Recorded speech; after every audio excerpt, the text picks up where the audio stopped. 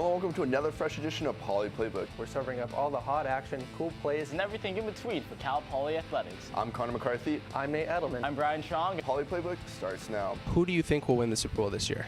I think the Patriots are going to win. Hi, I'm Joe Schatz, and I'm here at Spanos Stadium. I'm Megan Healy here at Staples Center.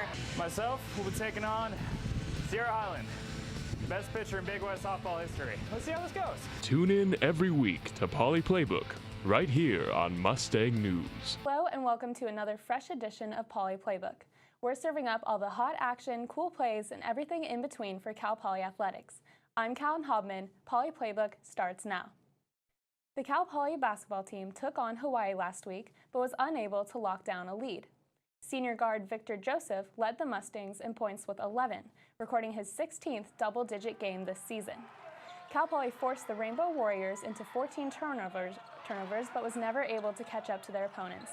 The Mustangs would go on a 7-0 run to decrease the game to 4 points at 39-35 in the fourth quarter.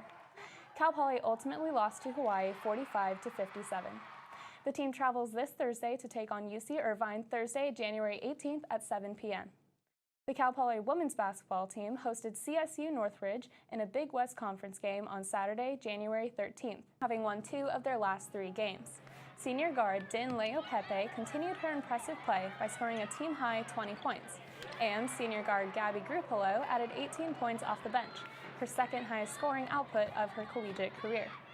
As Cal Poly outscored CSUN 25-10 in the fourth quarter to pull ahead for good, the Mustangs would go on to win by a final score of 84-71. Our coach has been looking for someone else on the team to score besides Din because, I mean, it's easy to guard if one person's scoring all the points. So I just stepped it up, and my coaches wanted me to attack, so that was my main focus this game, and then also just be ready to shoot the 3 when I had it.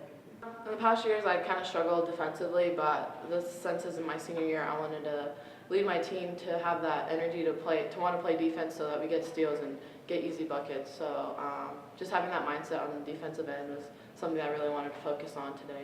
I like the grit that we showed today. We were connected defensively and really on a mission to see if we could get a win over a quality opponent.